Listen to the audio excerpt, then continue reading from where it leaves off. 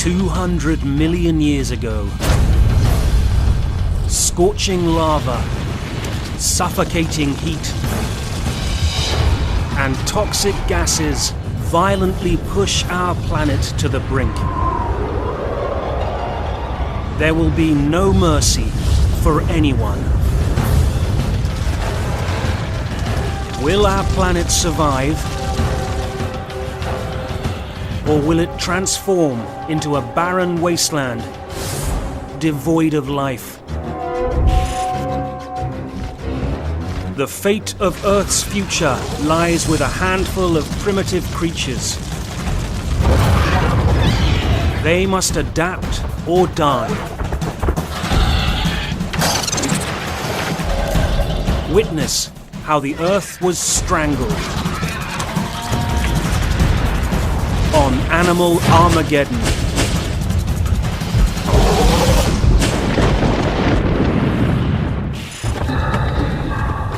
Death is one of the things that nature wills. Marcus Aurelius Antoninus, 1st century AD.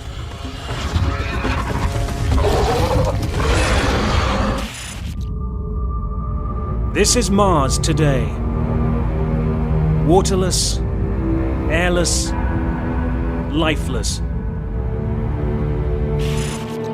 A harsh, unforgiving desert where nothing lives. Vastly different than Earth. The chilling reality is this could have been Earth if a mass extinction 200 million years ago had succeeded. It happened just before the reign of dinosaurs, in a time called the Triassic. The world of the Triassic is dominated by humid jungle, with lush forests and vast wooded plains stretching from pole to pole. The tropics of the Triassic would be like the tropics of today, but whereas in our world, as you go north or south from the equator, it gets cooler. Well, in the Triassic, it probably stayed warm because carbon dioxide levels, greenhouse gases were much higher. But I think the greatest difference would be the plants and the animals. A host of bizarre creatures roamed this planet.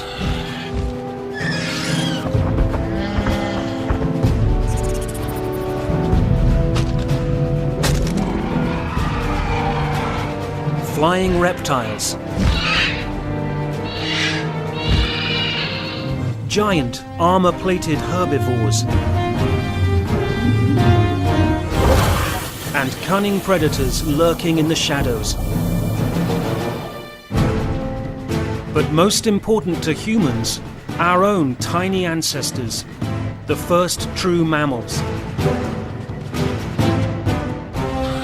All of these animals inhabit a vast supercontinent called Pangaea, the place land dwellers have called home for tens of millions of years. The Triassic would have to have been one of the coolest crossroads of time to ever visit, I think. It really is this strange, peculiar intersection between what came before and what has become after.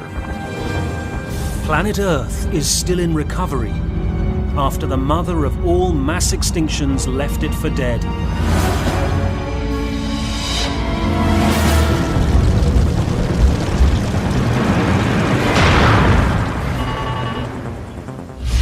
"50 million years earlier, the Permian period ended tragically when the Earth split apart in Siberia, oozing toxic lava for 1 million years. Known as the Great Dyke,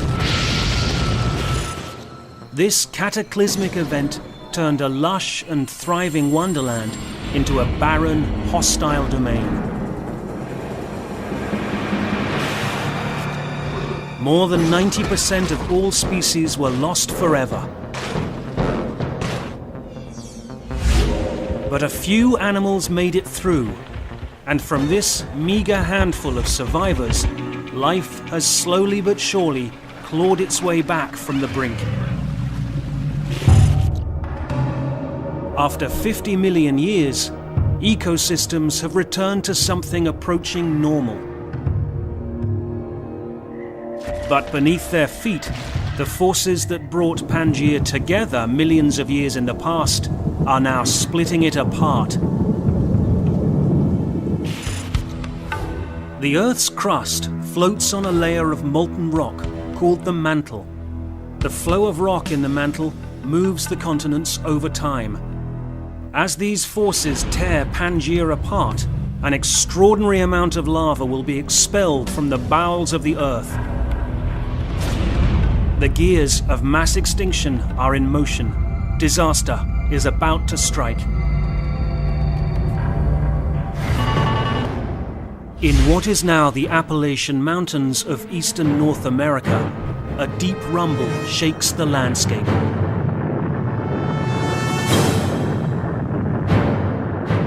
A startled flock of Eudimorphodon takes flight. They sense that something is wrong. But there is nowhere to run from the enemy gathering below.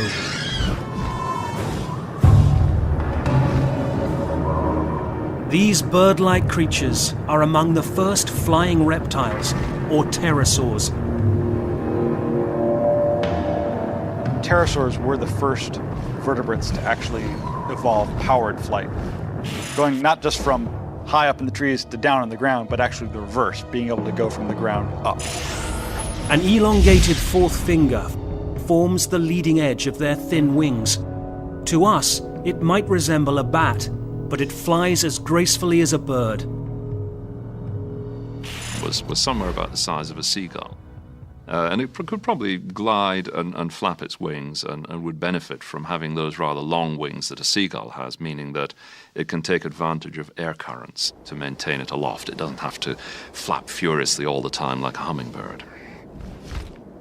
And like a seagull, the Eudimorphodon use their gliding ability to patrol the waterways for food. They dine almost exclusively on fish. As the Eudimorphodon soar, another rumble. The Triassic world's grim fate is knocking at the door. Basking in the sun below, a group of Rutiodons take little notice that the end of the world is coming.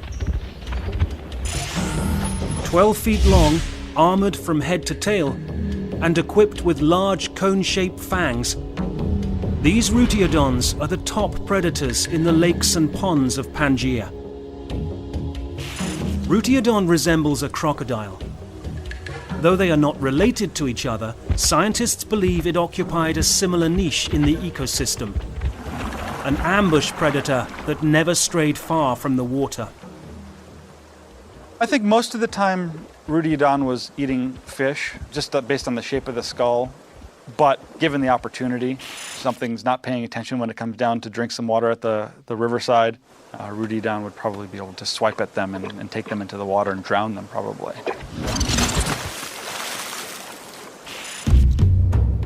But the dominant animals of the Triassic are heavily armored herbivores like Desmatasuchus.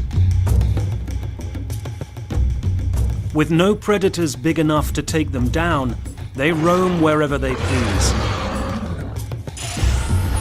They can grow as big as a 2-ton truck, and they're fortified against any potential attackers. Desmatasuchus has got this full-blown armor all over its back with these giant shields and these giant spikes that stick off over its shoulders.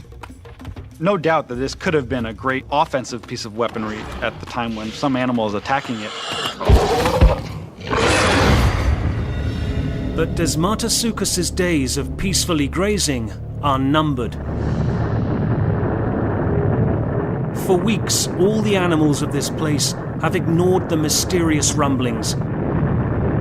And now they will pay the price.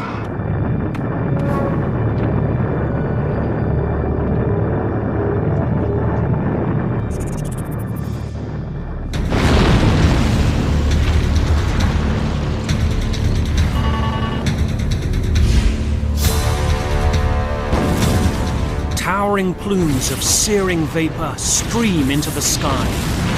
These geysers are like Old Faithful, but 100 times more powerful. Superheated steam and debris rocket over a mile into the air. And this is just the beginning. Rolling clouds of steam subsume the Eudimorphodon.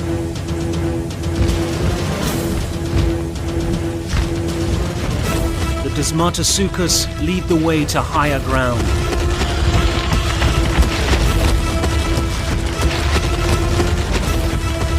While Rutiodon seeks shelter in the deep. But there will be no escape. The steam eruptions are just a warning shot. Lava eruptions are not far behind.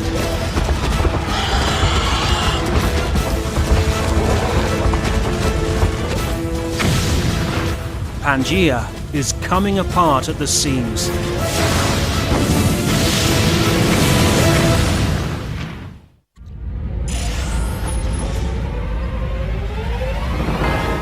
"200 million years ago, the supercontinent of Pangaea began to split apart, ushering the world into a dark period of mass extinction.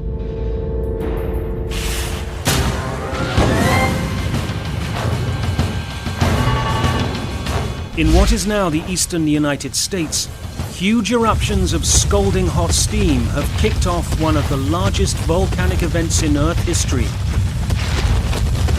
brought on by the breakup of this landmass.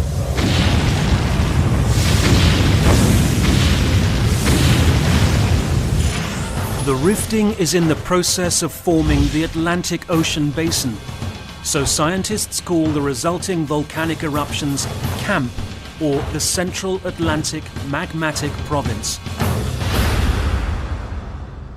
The formation of the Central Atlantic Magmatic Province is one of the really important milestones in Earth history. It was a cornerstone, really, of the formation of what was to come afterwards. But it was also a gravestone. The formation of these caused this enormous mass extinction. CAMP is the largest igneous province known in the solar system, and CAMP itself covered 4 different continents. It spanned 11 million square kilometers, which is larger than the entirety of the United States. Weeks pass, and the steam eruptions in North America continue. One mother does her best to shield her young from the approach of Armageddon. This is Megazostrodon, our closest ancestor of this time. Its long jaws and rows of tiny sharp teeth suggest a reptilian origin, but it is covered in hair, not scales. Megazostrodon is the first true mammal. The future of the entire class of animals rests with it. Megazostrodon was quite a small creature. You've got to think of something like a weasel, I guess, quite long and thin. You might hardly have noticed it, like weasels today. It's quite secretive. And it's a pretty important survivor for us because it's the animal that is related to modern mammals. Probably, like most small animals of that size, is a burrowing animal. Megazostrodon is well protected in its burrow, but those on the surface are not so lucky. The ground rumbles. Then, with an ear-splitting boom, the camp eruptions begin in earnest.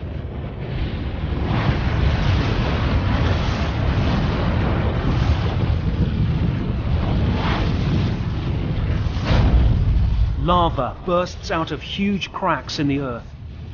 Fountains of magma explode into the air.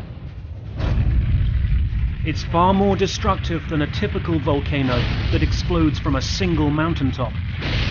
These cracks can be dozens of miles long.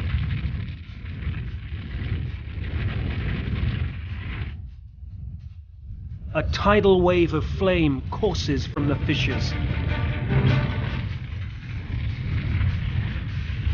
We have have almost like a wave of this stuff slowly moving over the landscape, and all these poor animals in its way are running for their lives. Herds of lumber herbivores run from the walls of flame, but there's no escape.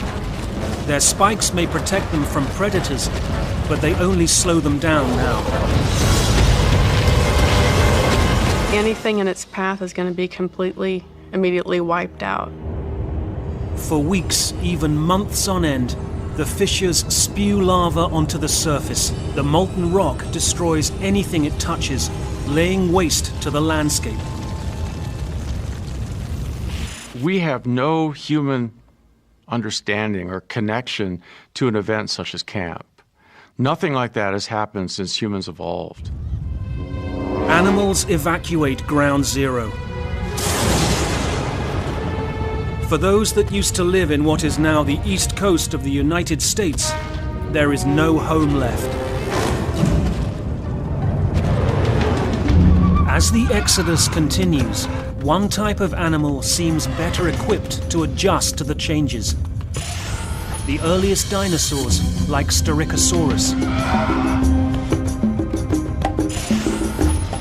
Styracosaurus and others like him are just a few feet tall, but they're unique in this world, the only animals to walk upright on two legs.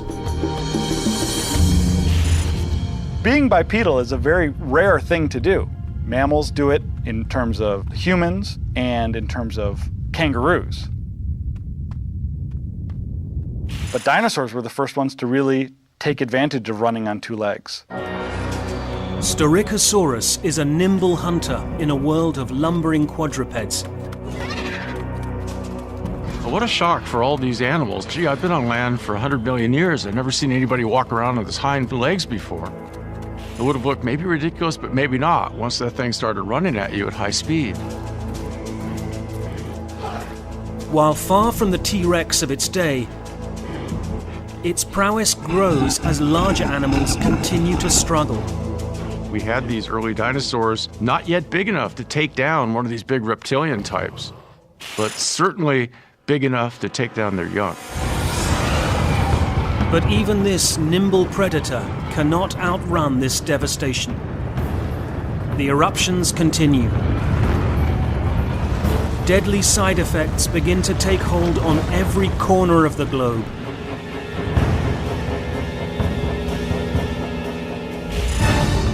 The Earth has been set on an ominous path. How long before the blue planet becomes the red planet?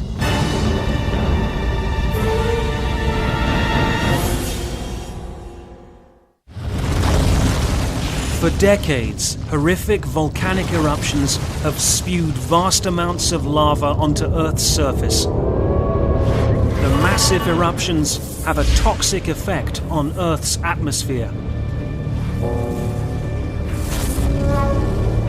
The volcanic eruptions don't just produce lava, that's the most immediate consequence. They also produce a great deal of gas, which is dissolved at high pressure within the magma. As that comes towards the surface, the pressure reduces and this explodes out of the lava into the atmosphere.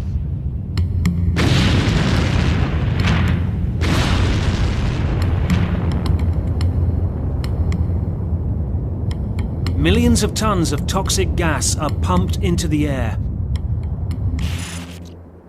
The amount of carbon dioxide in Earth's atmosphere increases exponentially.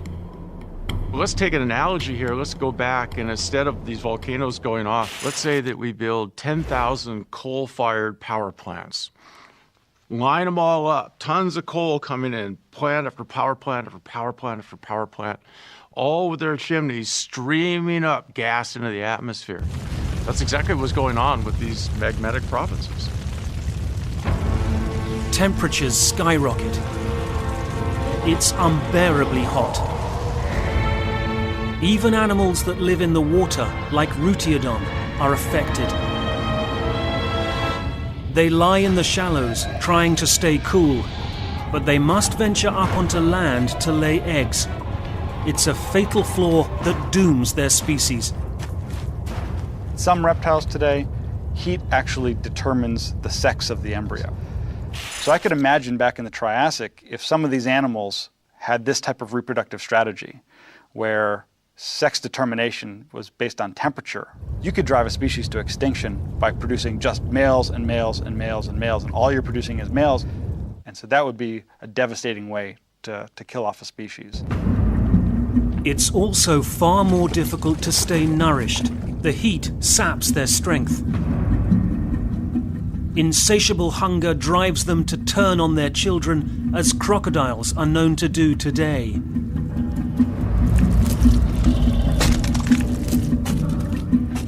Cannibalism might well seal the fate of this species.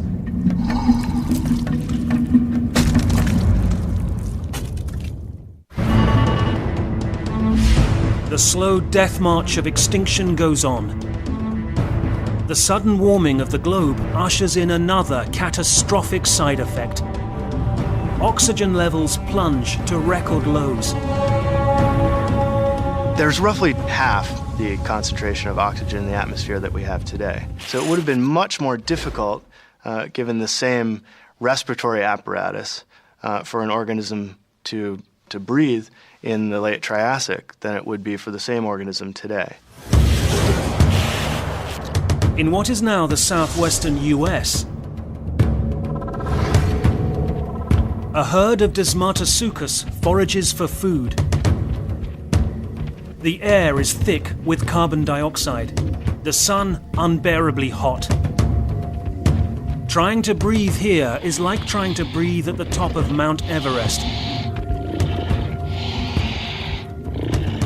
The big armored beasts have never feared a predator. But now, their greatest enemy may lurk within their own bodies. Their primitive lung system, combined with a sprawling posture, makes it difficult to breathe and move at the same time. Desmatasuchus saunters with a side-to-side motion, much like a modern lizard.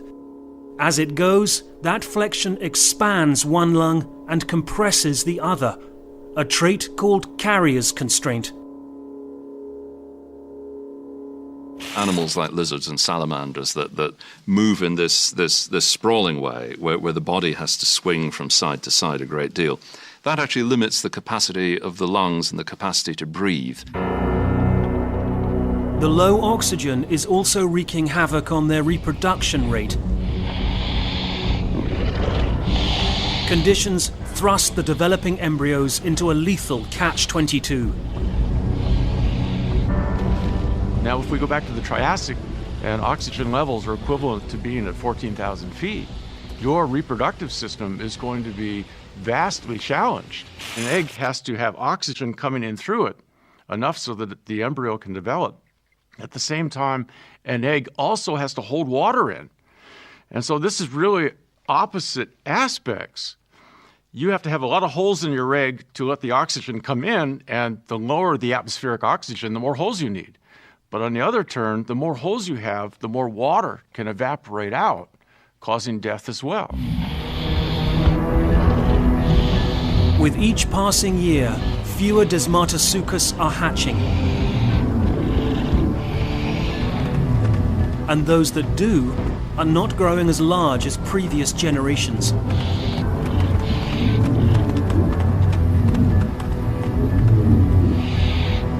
Their population will slowly ebb away in the coming years.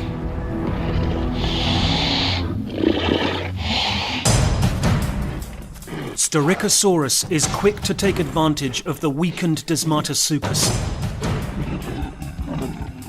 For Styracosaurus, walking upright eliminates the problem of carrier's constraint that plagues Desmatasuchus.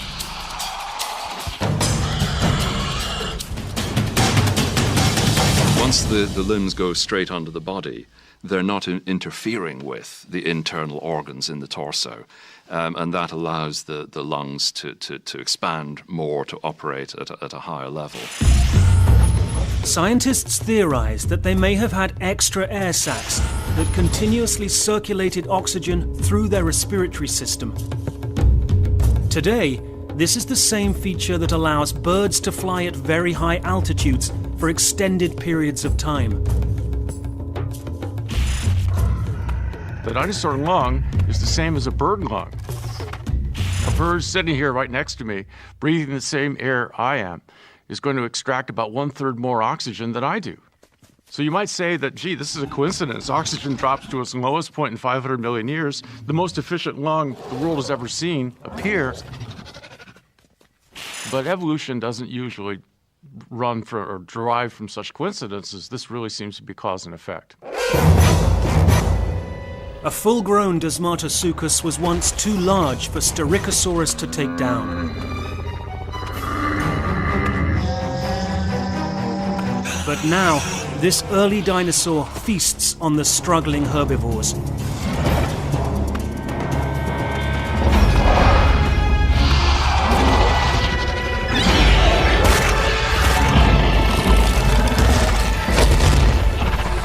It would have been really unfair, really. You've got this creature which can run rings around you, whereas if you're the prey, you're trying to run away from this thing and you're gasping for breath.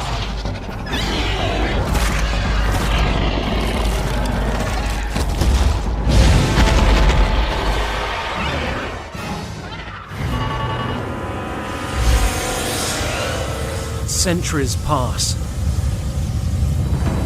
In North America, where the rifting first started, it seems that new fissures are erupting every day. The face of the supercontinent is melting like hot wax. The volcanic stranglehold tightens with no end in sight. The Earth is morphing into a new world. But will it be a world filled with life or death?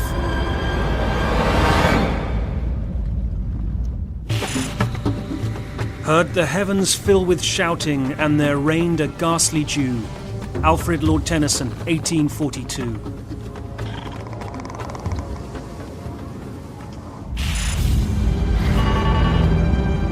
"50,000 years into a terrible mass extinction, our planet is transforming into an alien world. Barren landscapes, skyrocketing carbon dioxide levels, thinning air.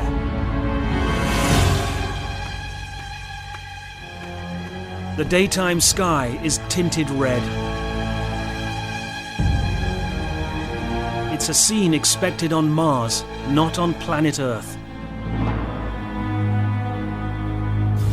Global warming has turned lush jungles into tinder-dry forests. Wildfires are commonplace. In the Triassic world, these fires will burn until there's nothing left to destroy. From space, it would have been fantastic. You would have seen this enormous black area, and perhaps even the forest fires, because as this stuff pours out, that tropical vegetation of the Triassic is going to catch fire. And so it's like a huge spreading cancer in the surface of the Earth.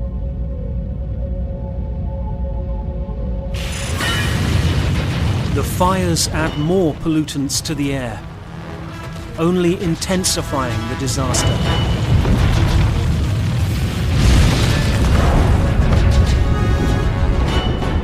Rolling clouds of ash cover the landscape.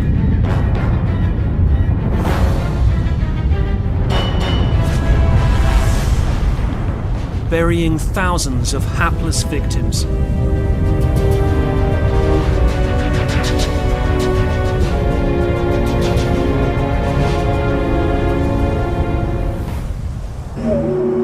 No one is spared.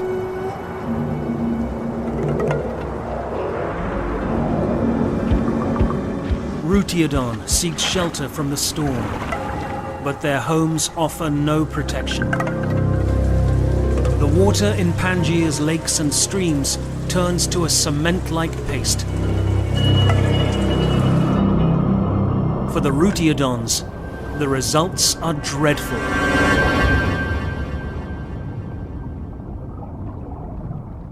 The ash mixes with water vapor in the atmosphere, resulting in acid rain.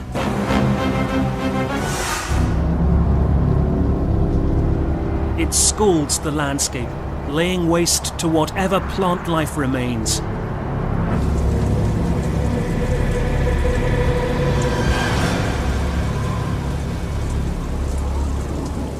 We know from modern examples of acid rain that this quickly kills trees and other larger plants. And if it stops, then they will recover. But if this acid rain continues, and this may have been the case at the end of the Triassic, their root systems wither away and the soil is released.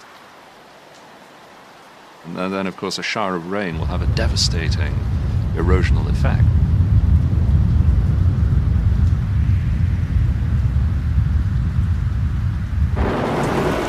Now the disaster reaches into the oceans.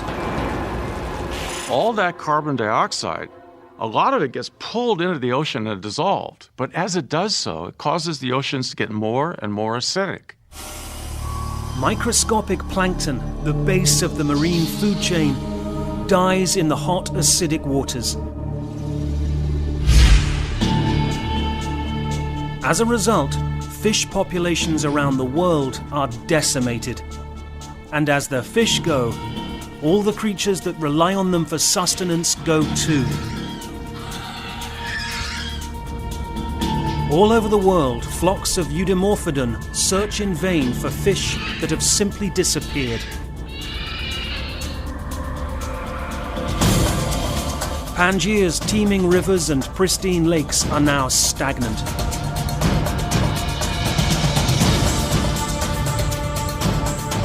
The dead bodies that litter the ground now provide an emergency food source for these flying reptiles.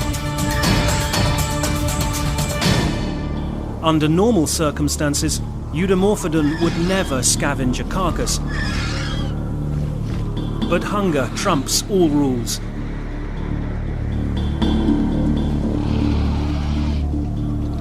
It will hold them over for now.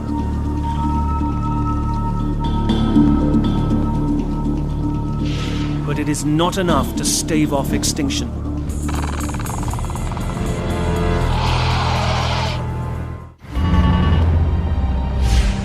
"70,000 years after the disaster began, starvation is now the norm for the animal kingdom. The world is barely recognizable. Taken day by day, the strangulation was slow. But the long-term effects are overwhelming. We're starting to see now not just organisms dying out and disappearing, but new types of organisms replacing them. And in this particular case, it's not animals, it's bacteria. This bacteria turns our once crystal blue oceans into dingy purple cesspools.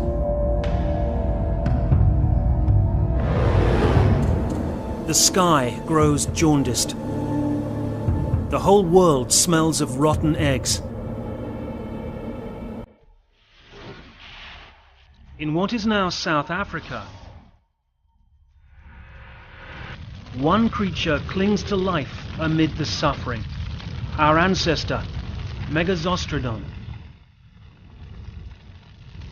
Megazostrodon's instincts have served her well. Once again, her burrow protects her from the clouds of putrid gas. Like the early dinosaurs, Megazostrodon also has a more advanced lung design, but of a different sort than Styracosaurus.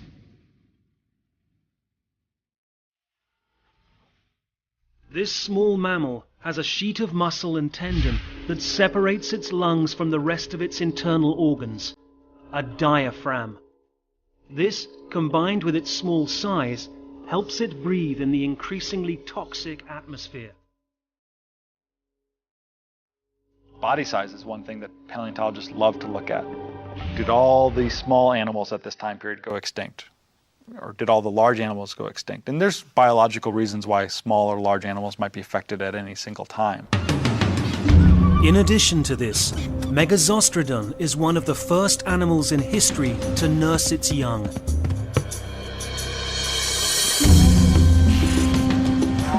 mammary glands evolved from sweat glands. It's a key advantage. A female Megazostrodon uses her own body to keep her children fed, while the rest of the animal kingdom must forage. But will this be enough to save her species? The future of all mammals, including us, rests on her tiny shoulders. Pity is for the living, envy is for the dead. Mark Twain, 1884.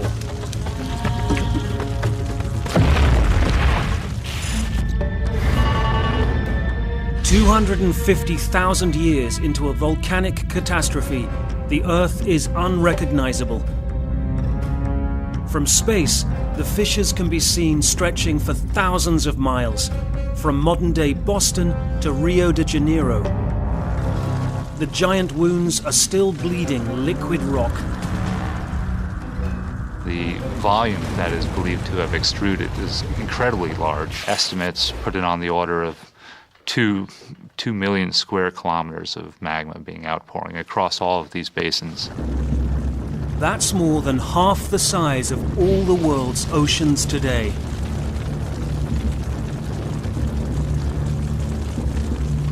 The signs of mass extinction are sobering. Floodplains that once hosted thriving communities of animals are devoid of life.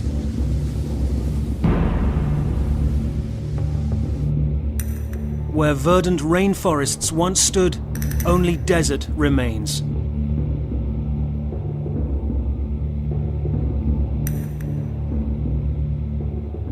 It's as if this very vegetated, wonderful world somehow gets perturbed to the point that we now have this desertification taking place over enormous areas of some continents. Parts of the world, at least, it might have looked like the surface of Mars. I mean, if you remove plants, you lose the soil, and then you get a more extreme kind of situation. This may not have covered the whole world, but certainly parts of it. In those few regions where life still exists, dinosaurs like Styracosaurus are rising to prominence. In addition to its advanced lungs, Styracosaurus staves off extinction by brooding its nest. Mothers lay their eggs partially exposed. Then they use their bodies for warmth or shade as necessary. This body contact allows a mother to fine-tune the temperature of her eggs, fostering a close, if not maternal, relationship with her young. And in the process, her species is rewarded with stronger, hardier offspring. So while everything else is dying, it's as if we start getting more and more dinosaurs and bigger dinosaurs. Equipped with these remarkable innovations, Styracosaurus is positioned to survive this catastrophe.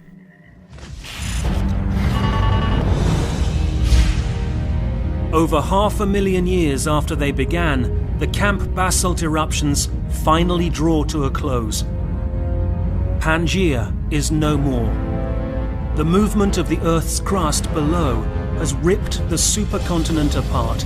The liquid rock foundation for the Atlantic Ocean has been poured. The final death toll is almost unfathomable. 3/4 of the world's species are gone forever. The hardest hit on land are large armored herbivores like Desmartasuchus. The Rutiodons are also extinct, another victim of a primitive lung design.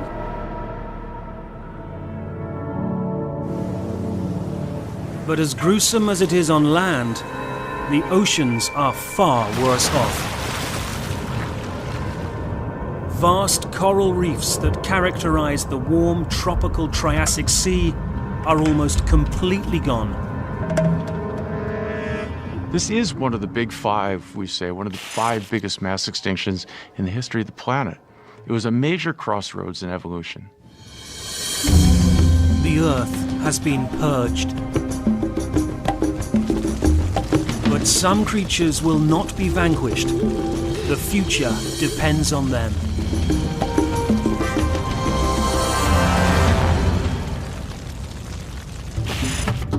Times go by turns, and chances change by course.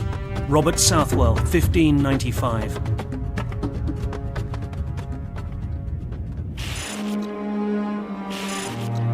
The Triassic mass extinction is finally over. After 600,000 years, the planet is nearly lifeless.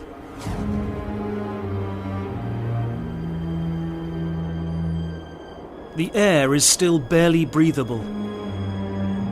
It will take millions of years to rebound.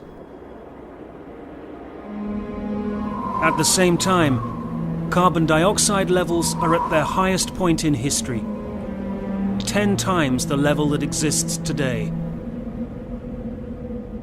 Well, at the end of the Triassic, there was way more CO2 than we have on our planet today. And heaven help us if we ever get to Triassic levels, because we can see what that high CO2 did in the past. But incredibly, this isn't the end. Rifting that caused the mass extinction results in the opening of the Atlantic Ocean. The rest of Pangaea is following suit, resulting in the 7 distinct continents we know today. The world, our present-day world, is born.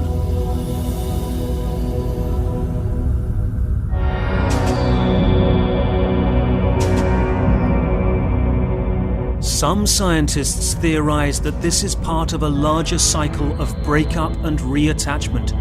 One day, the continents may be joined again as they were in Pangaea.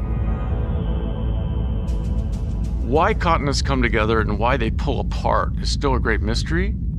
We do know that the continents undergo something that has been called a Wilson supercycle, that every 200 million years or so, all the continents come together. It's kind of like bumper cars all arriving in the very middle of the place, smash together, sit together for some time, and then tear apart. And this coming together and tearing apart process takes about 200 million years. So that 200 million years from now, we expect they will all have come back together and collided once more.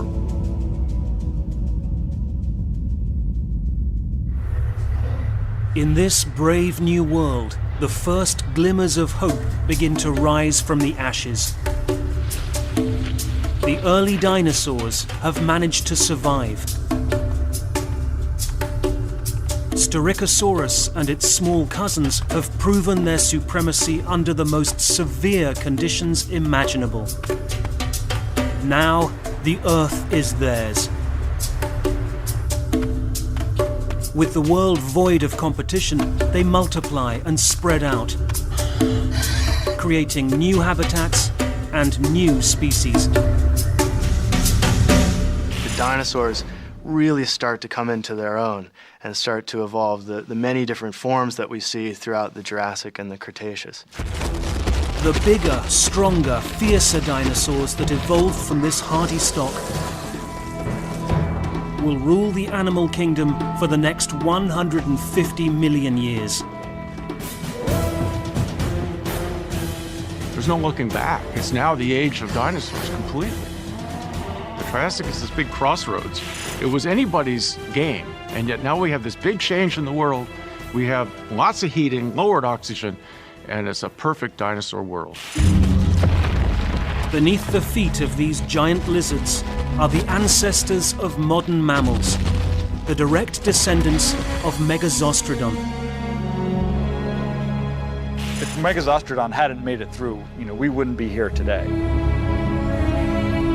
Resilient and well protected in its underground lair, Megazostrodon has made it through where so many others have died. Living quietly, Megazostrodon will thrive in the shadows.